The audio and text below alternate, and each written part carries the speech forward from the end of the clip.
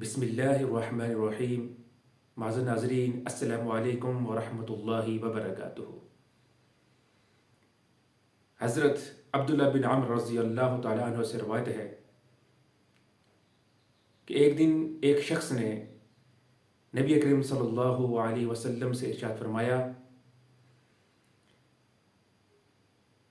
کہ ای الاسلام خیر، کہ بہترین اسلام کیا ہے؟ تو نبی کریم صلی اللہ علیہ وسلم نے ارشاد فرمایا، نمبر 1، تطعم الطعام، یہ کہ تم کھانا کھلاؤ. دین نے انسانیت کی خدمت کے اوپر بہت زور دیا ہے.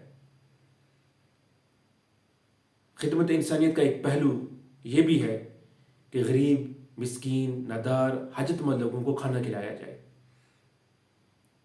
اللہ تعالیٰ نے سورہ دہر میں اہل جنت کی اوصاف بیان کرتے ہوئے ارشاد فرمایا، وَيُطْعِمُونَ الطَّعَامَ عَلَىٰ حُبِّهِ مِسْكِينًا وَيَتِيمًا وَأَسِيرًا، کہ وہ اللہ پاک کی محبت میں مسکین، یتیم اور قیدیوں کو کھانا کھلاتے ہیں.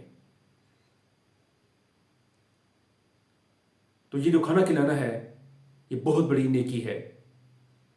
اور ویسے بھی دین اسلام تو جانوروں کے اوپر بھی شفقت کرنے کا حکم دیتا ہے. بنی اسرائیل کی ایک فاحشہ خاتون تھی کہ جس نے ایک کتے کو پانی پلایا تھا تو اللہ تعالیٰ اس کے گناہ معاف کر دیے تھے.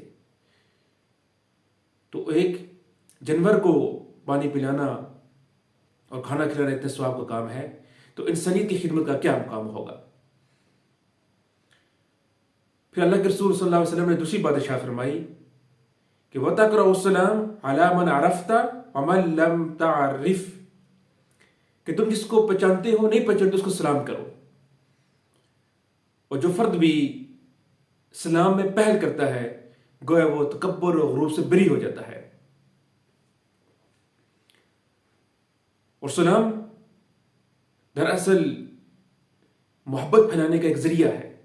روایت میں آتا ہے کہ تم جنت میں داخل نہیں ہو سکتے کہ جب تک تم محبت نہ کرو، اور تم محبت نہیں کر سکتے کہ جب تک کہ تم سلام نہ کرو.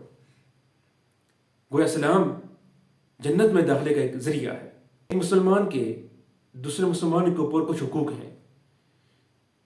اس میں سے ایک حق یہ بھی ہے کہ سلام کا جواب دیا جائے، رد السلام، سلام کا جواب دینا. تو اللہ تعالیٰ سے دعا ہے کہ وہ ہمیں مسکینوں کو کھانا کھلانے کی توفیق عطا فرمائے اور سلام میں پہل کرنے کی توفیق عطا فرمائے.